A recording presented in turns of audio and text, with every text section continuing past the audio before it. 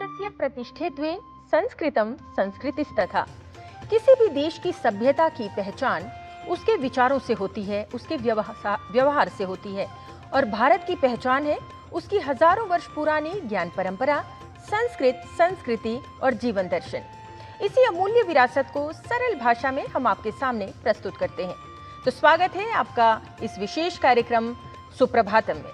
मैं हूं लता वशिष्ठ आपके साथ।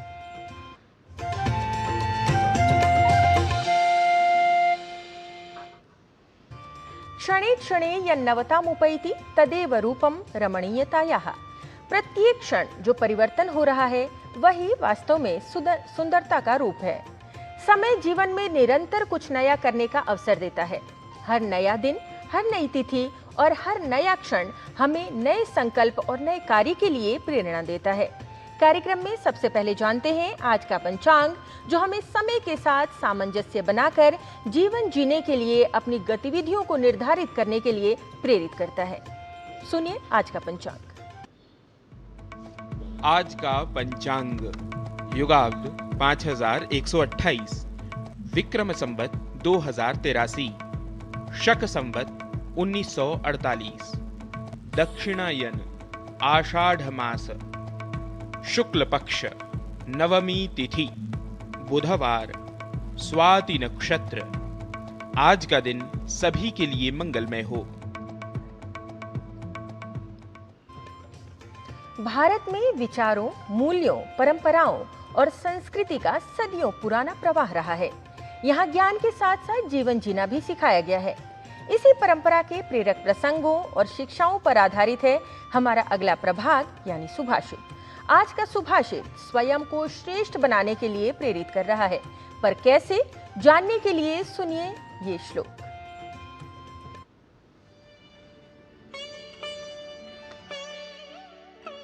परकार्येषु युक्तात्मा स्वकार्ये क्षिप्रसाधनम् सुहृत्कार्येषु निर्वृत्ति राजकार्येषु विक्रमः।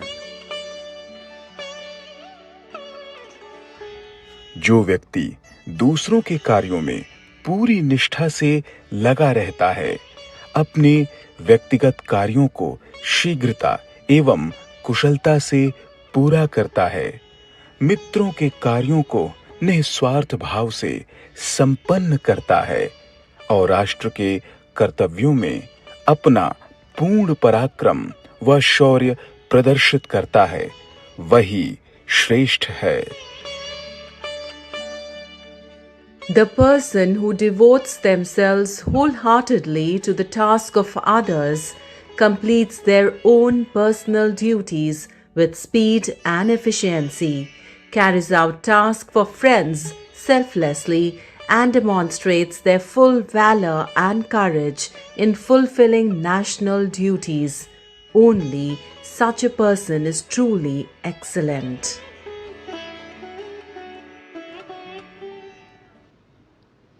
भारत की आध्यात्मिक परंपरा में कुछ तीर्थ ऐसे हैं जहां इतिहास, आस्था और स्थापत्य एक साथ जीवंत हो उठते हैं। ऐसा ही एक पावन तीर्थ है सुब्रमण्यम स्वामी मंदिर, तिरुपरनकुंड्रम, जो भगवान मुरुगन के 6 पवित्र निवासों में से एक माना जाता है। मान्यता है कि यही भगवान मुरुगन और देवी देवसेना का दिव्य विवाह संपन्न हुआ था। आइए जानते हैं इस दिव्य मंदिर के गौरवशाली इतिहास, अद्भुत स्थापत्य, पौराणिक महत्व और भारतीय सांस्कृतिक विरासत में इसके विशिष्ट स्थान के बारे में। देखिए भारतीय ज्ञान परंपरा।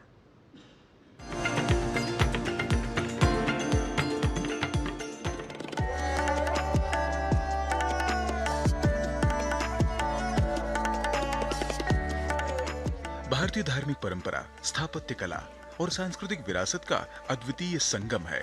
सुब्रमण्य स्वामी मंदिर तमिलनाडु के मदुरै शहर के उपनगर तिरुपरनकुंड्रम में स्थित एक प्राचीन और अत्यंत प्रसिद्ध मंदिर है। यह भगवान कार्तिकेय मुरुगन को समर्पित है और दक्षिण भारत के प्रमुख तीर्थ स्थलों में गिना जाता है। यह मंदिर भगवान मुरुगन के 6 पवित्र निवासों और उपदय वेडु में से एक माना जाता है। मान्यता है कि यहीं पर भगवान मुरुगन का विवाह देवसेना देवयानी के साथ हुआ था। इस कारण यह स्थान विवाह और वैवाहिक सुख के लिए विशेष रूप से पूजनीय है। मंदिर का निर्माण प्राचीन पांड्य राजाओं के काल में हुआ माना जाता है। इसकी शिल्पकला और गुफा शैली की संरचना द्रविड़ वास्तुकला का उत्कृष्ट उदाहरण प्रस्तुत करती है। चट्टानों को काटकर बनाए गए गर्भगृह और मंडप इसकी प्राचीनता को दर्शाते हैं। यह मंदिर एक विशाल ग्रेनाइट पहाड़ी को काटकर बनाया गया है। इसकी मुख्य गुफा में मूर्तियां सीधे चट्टान से उकेरी गई हैं। मंदिर का राजगोपुरम 7 स्तरों वाला है, जो अपनी भव्य नक्काशी के लिए प्रसिद्ध है। इस मंदिर के मंडप में लगे खंभों पर सुंदर पौराणिक कथाओं का चित्रण है। इस मंदिर के गर्भगृह में एक दुर्लभ दृश्य देखने को मिलता है।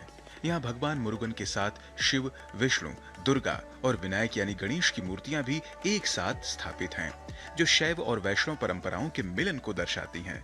भगवान मुरुगन यहाँ अपने वाहन मयूर यानी मोर और गज यानी हाथी के साथ विराजमान है। यह मंदिर मदुरै शहर से लगभग 8 से 10 किलोमीटर की दूरी पर एक पहाड़ी तिरुपरन कुंड्रम हिल की तलहटी में स्थित है। यह पहाड़ी स्वयं बहुत पवित्र मानी जाती है और इसके चारों ओर परिक्रमा करना अत्यंत पुण्यकारी माना गया है।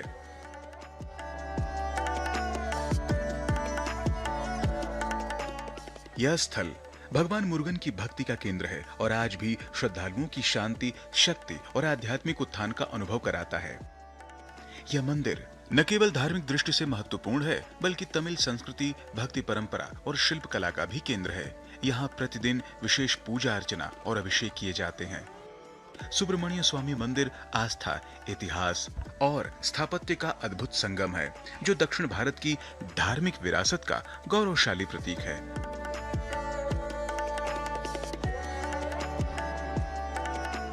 राजमंगल पांडे के साथ जैनेन्द्र सिंह की रिपोर्ट, डीडी न्यूज।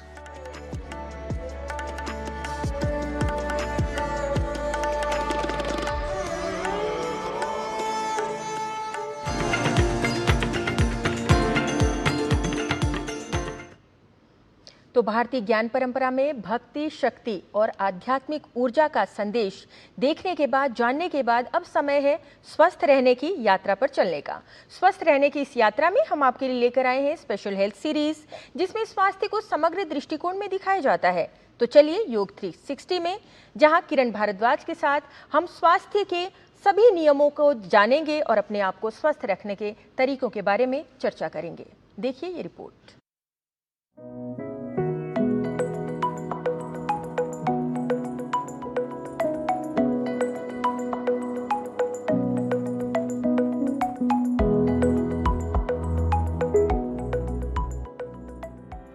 योग 360 में आपका स्वागत है। मैं हूं किरण भारद्वाज। बच्चों से लेकर बड़ों तक सभी बनेंगे हेल्दी विद योग 360। हमारा दिमाग दिन रात लगातार काम करता है, सोचता है, याद रखता है, डिसीजंस लेता है और हमारी बॉडी को कंट्रोल करता है। लेकिन क्या हम अपने ब्रेन का उतना ही ख्याल रखते हैं? अगर मैं आपसे पूछूं कि आज आपने अपने ब्रेन की हेल्थ के लिए क्या किया, तो क्या आपके पास इसका जवाब है? हम अक्सर अपनी बॉडी को फिट रखने में लगे रहते हैं, लेकिन ब्रेन को फिट रखना भी उतना ही जरूरी है। दिल की धड़कन रुक जाए तो जिंदगी रुक जाती है, और अगर ब्रेन की क्षमता कम होने लगे तो क्वालिटी ऑफ लाइफ बिगड़ जाती है। आज हम आपको बताएंगे कि ब्रेन को हेल्दी कैसे बनाएं। आइए जानते हैं ब्रेन हेल्थ को बेहतर रखने के कुछ इफेक्टिव उपाय।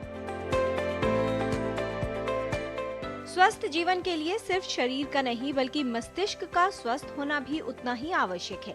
मानव मस्तिष्क हमारे शरीर की हर प्रक्रिया और स्मृति, भावना, विचार, स्पर्श, दृष्टि और श्वास पैटर्न को नियंत्रित करता है। जीवन शैली से संबंधित कई कारक मस्तिष्क की कार्यक्षमता को प्रभावित करते हैं। इसलिए आवश्यक है कि अपने मस्तिष्क की सेहत पर ध्यान दिया जाए।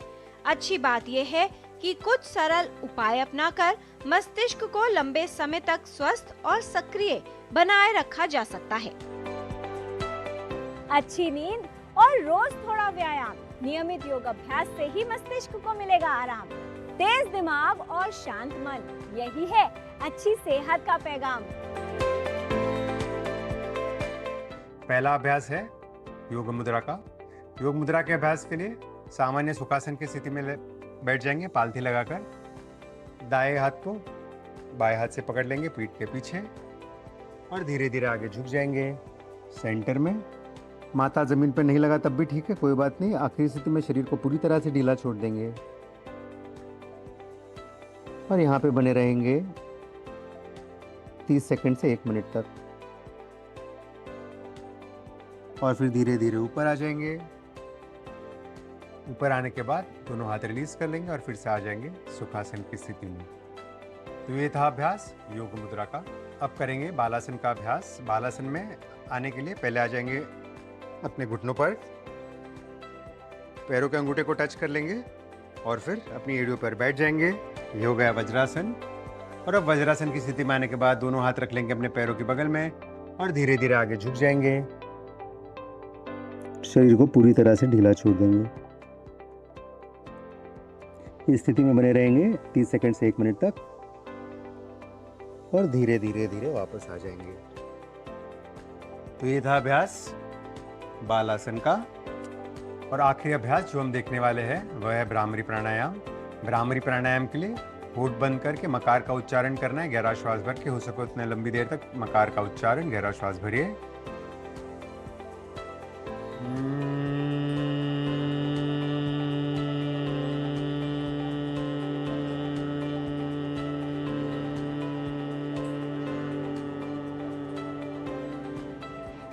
इस प्राणायाम का अभ्यास 10 से 20 आवृत्तियों तक किया जा सकता है। फूड है ब्रेन का रिचार्ज, इसे मत कीजिए इग्नोर। हेल्दी और बैलेंस डाइट से ही ब्रेन की परफॉर्मेंस होगी फुल स्कोर। वात के अंतर्गत प्राणवायु, पित्त के अंतर्गत साधक पित्त और कफ के अंतर्गत तर्पक कफ। इन तीनों का एक समवाय संबंध और कोऑर्डिनेटेड एफर्ट्स हो करके मस्तिष्क की कार्य क्षमता का क्रियान्वयन होता है। तो हमें ऐसे आहार विहार का सेवन करना चाहिए जो इन तीनों दोषों को समन्वय बनाए रखे। मोटे अनाज और अनपॉलिश्ड अनाज जैसे गेहूं है, चावल है, जौ है, इनका सेवन करना चाहिए। और सब्जियों के अंदर हरी पत्तेदार सब्जियां जैसे पेठा है, टिंडा है, तुरई है, कद्दू है, पालक है, गाजर है, इन चुकंदर है, इनका नियमित हमें सेवन करना चाहिए। और जब हम सब्जियों का निर्माण कर रहे हैं तो उसके अंदर मेद्य रसायन जो आयुर्वेद में बताया गया है जैसे गोघृत, इसी के अंदर इन सब्जियों को बनाना चाहिए जो आपके ब्रेन सेल्स को बढ़ाने में हेल्प करता है। मस्तिष्क की क्षमता को बढ़ाने में पेठे का प्रयोग कई तरीके से हम कर सकते हैं। इस पेठे का सेवन हम सब्जी के रूप में भी कर सकते हैं। इस पेठे का प्रयोग हम जूस निकाल करके भी प्रयोग कर सकते हैं, या पेठे के सेपरेट जो बीज है उनको निकाल करके भी उनको पानी में भिगो करके भी सेवन किया जा सकता है। फलों के अंतर्गत हमें अनार, आंवला, सेब आदि फलों का नियमित सेवन करना चाहिए। अखरोट है, बादाम है, इन्हें रात में 1 गिलास पानी में भिगोना है, फिर सुबह प्रातःकाल उठ करके उसको छील करके सेवन कर सकते हैं। या फिर इनको मैश करके पाउडर करके दूध के अंदर मिला करके इसका सेवन कर सकते हैं। और किशमिश है, खजूर है, इनका भी ब्रेन टॉनिक के रूप में काफ़ी इस्तेमाल किया जा सकता है। नियमित प्रत्येक व्यक्ति को कम से कम 7 से 8 घंटे सेवन करना चाहिए। बासी पड़ा हुआ खाना है उसका हमें सेवन नहीं करना चाहिए। जो ठंडे पेय पदार्थ है उनका सेवन हमें नहीं करना चाहिए। इसके अलावा जैसे मद्यपान है, तंबाकू है, गुटखा है, जो मस्तिष्क की क्रिया को क्षमता को कम करते हैं, इनका सेवन नहीं करना चाहिए। कैफीन का सेवन भी नहीं करना चाहिए। ब्रेन की करें सही केयर, स्ट्रेस को कहें बाय। इन औषधियों से ब्रेन बनेगा हेल्दी। गुड ब्रेन हेल्थ आपको ले जाएगी स्काई हाई। आयुर्वेद में बताया गया है कि गौघृत एक मेद्य है और जन्म से लेकर वृद्धावस्था तक व्यक्ति को गोघृत का प्रयोग करना चाहिए। ओरली तो हम गोघृत का प्रयोग करते हैं, लेकिन आयुर्वेद में नासा यानी कि अपनी नासिका को सिरसों द्वारा मतलब सर में जाने का यानी कि मस्तिष्क में जाने का एक रास्ता बताया है। केवल गोघृत का एप्लीकेशन नॉस्ट्रल्स पे करें तो यह हमारे ब्रेन को पोषण देता है, हमारे कॉग्निटिव पावर्स को बढ़ाता है, हमारी रिटेंशन पावर्स को बढ़ाता है। 1 साल पुराना अगर मिले तो बेहतर है, अदरवाइज जो भी गोघृत मिले उसका प्रयोग नस्ये के रूप में अर्थात एप्लीकेशन सिंपल हम कर सकते हैं अपनी नॉस्ट्रल्स में मॉर्निंग और इवनिंग। इसके साथ साथ जो घर में हमारे पास औषधियाँ होती हैं जैसे यष्टि मधु जिसको हम मुलेठी के नाम से जानते हैं, उसका कम से कम 2 ग्राम या 3 ग्राम की मात्रा में प्रयोग क्षीर के साथ अर्थात दूध के साथ यष्टि मधु का चूर्ण देने से आपकी मेध यानी कि रिटेंशन कॉग्निशन पावर बढ़ती है। अगर आपको एक अच्छी साउंड स्लीप आती है, आप अच्छे से सोते हैं तो आपकी ब्रेन हेल्थ, आपकी मेमोरी भी अच्छी रहेगी। तो अश्वगंधा इस दोनों में हमारे लिए हेल्पफुल होते हैं। साथ ही कुछ औषधियाँ जैसे ब्राह्मी, शंख पुष्पी, इनका प्रयोग बहुतायत से बताया गया है आयुर्वेद में। इसके बहुत सारे प्रोडक्ट्स मार्केट में भी उपलब्ध हैं जैसे ब्राह्मी घृत, सारस्वता घृत। इन सब का प्रयोग अगर हम सही से करेंगे तो हमारे एज के साथ जो कॉग्निटिव डिक्लाइन है उसको बहुत हद तक हम मैनेज कर सकते हैं। साथ ही साथ बच्चों में अगर हमें ब्रेन हेल्थ को अच्छा रखना है तो आयुर्वेद में बहुत ही अच्छा एक प्रयोग स्वर्ण प्राशन का बताया गया। स्वर्ण प्राशन का मतलब है कि बच्चों को जन्म से लेकर 12 साल की उम्र तक लगभग हम स्वर्ण भस्म की एक छोटी बहुत कम मात्रा देते हैं, यानी कि नैनो पार्टिकल्स ऑफ गोल्ड हम कह सकते हैं, उनका प्रयोग कराते हैं। और अगर आप स्टडीज़ को देखेंगे तो बहुत सारी स्टडीज़ हैं जहाँ पे इसके अमेजिंग रिजल्ट्स हैं और ब्रेन हेल्थ को लेकर स्पेसिफिकली। स्वस्थ जीवन शैली और कुछ सावधानियां रखकर मस्तिष्क को स्वस्थ रखना संभव हो सकता है। तो आज से अपने शारीरिक स्वास्थ्य के साथ मानसिक स्वास्थ्य पर भी ध्यान देना शुरू करें।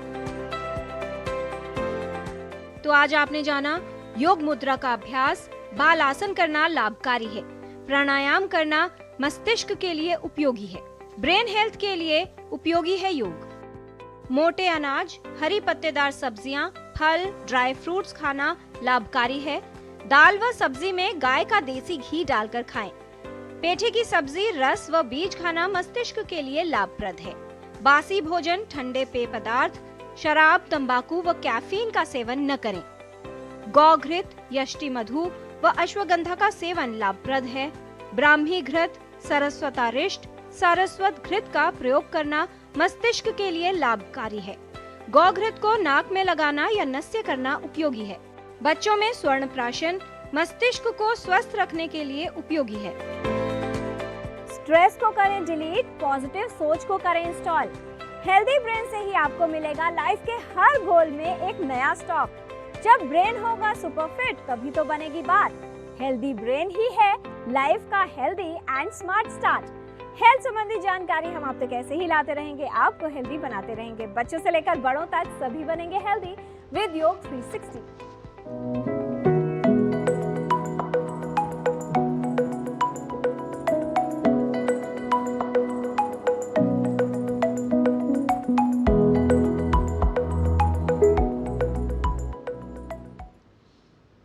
तो 360 में बताए गए योग 360 में बताए गए नियमों को पालन करते रहिए, अपने आप को स्वस्थ रखिए। यही योग 360 की सबसे बड़ी सफलता है। कार्यक्रम में अभी समय है एक ब्रेक का। ब्रेक के बाद लौटेंगे तो आपको कार्यक्रम में कुछ और बातों का अभ्यास कराएंगे, कुछ और विषयों की जानकारी देंगे। आप देखते रहिए डीडी न्यूज़।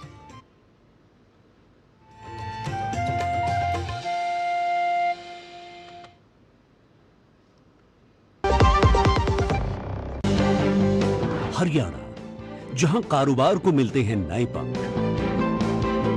माननीय प्रधानमंत्री श्री नरेंद्र मोदी जी के मार्गदर्शन में मुख्यमंत्री नायब सिंह सैनी के नेतृत्व में ईज ऑफ डूइंग बिजनेस की नई इबारत लिखी जा रही है। वर्ष 2014-2015 में राज्य का मर्चेंडाइज एक्सपोर्ट केवल 32,086 करोड़ रुपए था, जो वर्ष 2024-25 में बढ़कर 1,61,707 करोड़ रुपए के अभूतपूर्व स्तर तक पहुंच गया है। हरियाणा अब देश की निर्यात राजधानी बनने की ओर अग्रसर।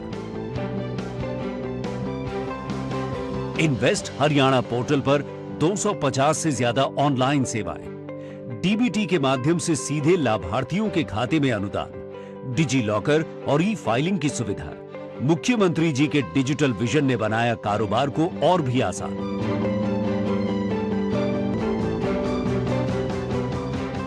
164 दंडात्मक प्रावधानों को अपराध की श्रेणी से बाहर करना, 7 दिनों में पानी का कनेक्शन 15 दिनों में बॉयलर निर्माता का रजिस्ट्रेशन। मुख्यमंत्री जी के नेतृत्व में हरियाणा ने बनाया बिजनेस फ्रेंडली इकोसिस्टम। ये सफर अभी थमा नहीं है। मुख्यमंत्री नायब सिंह सैनी के नेतृत्व में हरियाणा और ऊंचाइयों को छुएगा। Haryana, ease of doing business से कारोबार को नए पंख। हर जीत की शुरुआत होती है छोटे छोटे कदमों से, और हर छोटी तैयारी बदल सकती है पूरा नतीजा। क्योंकि मैदान हो या जिंदगी, छोटी से छोटी तैयारी ही देती है प्रोटेक्शन, और प्रोटेक्शन ही देता है भरोसा। जैसे LIC की बीमा लक्ष्मी, एक खास प्लान सिर्फ महिलाओं के लिए, जहां छोटी बचत दे बड़ी सुरक्षा, ताकि जिंदगी के हर मैदान में आप रहे हर पल के लिए रेडी। LIC बीमा लक्ष्मी, रखे हर पल के लिए रेडी।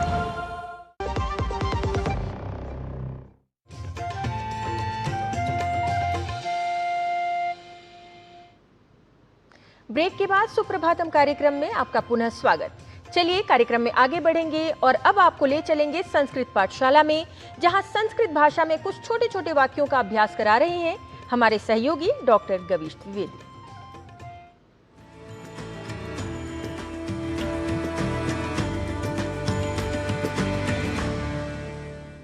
नमो नमः मित्राणि। भाषा प्रभागस्य एतस्यां संस्कृतकक्षायां भवतां सर्वेषामपि स्वागतम्। मम नाम गवीशः। संस्कृत कक्षा में दैनंदिन जीवन में प्रयोग में आने वाले सामान्य वाक्यों को हम संस्कृत में बोलना सीखेंगे। यदि हमें कहना हो प्राचार्य का नोटिस देखा क्या, तो संस्कृत में पूछेंगे प्राचार्यस्य आदेशं दृष्टवान् किम्? प्राचार्यस्य आदेशं दृष्टवान् किम्?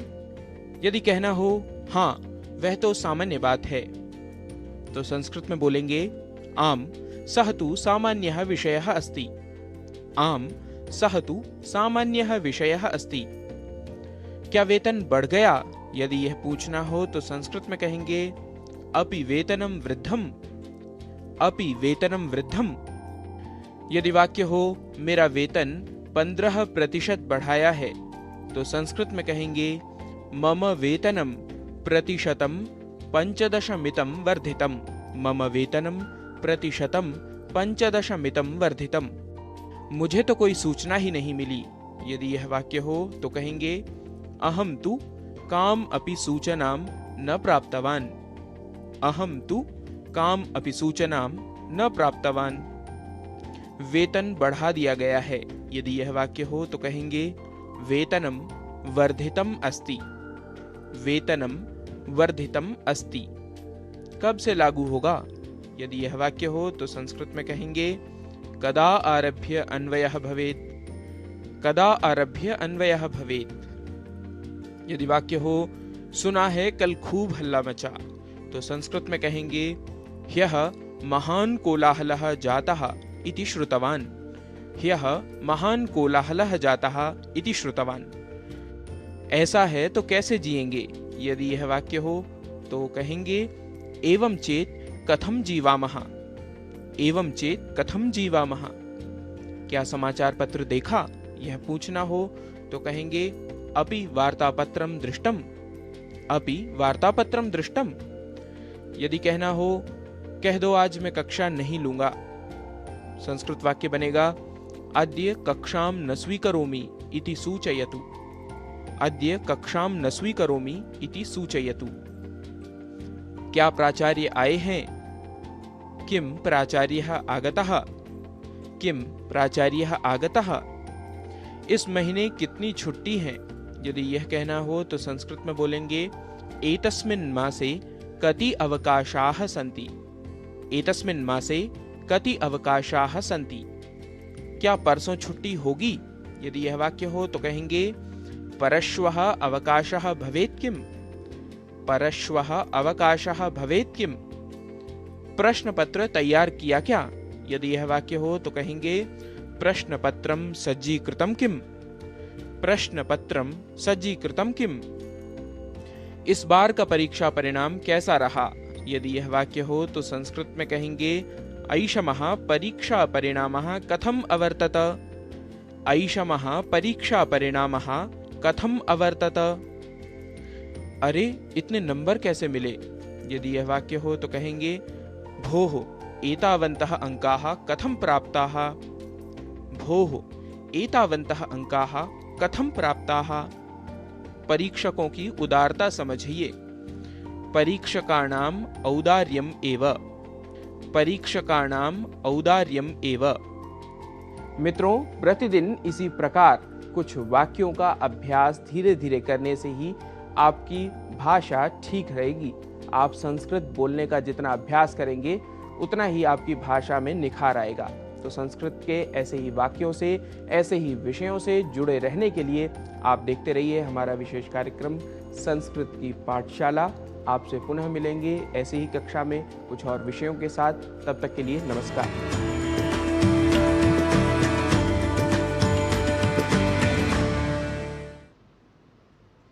हमारी वास्तविक सुंदरता हमारे विचारों की पवित्रता है। अपने विचार या सोच को किस प्रकार पवित्र किया जाए, इस पर आज मैं आपको एक बहुत ही सरल और प्रेरक श्लोक बताती हूँ।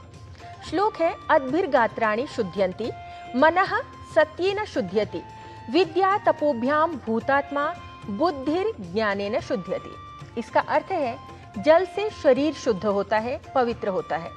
सत्य व्यवहार से मन पवित्र होता है। विद्या और कठिन तपस्या से आत्मा निर्मल होता है और ज्ञान से बुद्धि पवित्र होती है। यानी हम जितना ज्ञान प्राप्त करते हैं उतनी ही सोचने समझने की शक्ति हमारी बढ़ती जाती है। तो इन्हीं जीवन मूल्यों को अपने आचरण में उतारने का प्रयास करें और अपने प्रत्येक दिन की शुरुआत करें ज्ञान, सत्य और सकारात्मक विचारों के साथ। हमें दीजिए अनुमति। नमस्कार।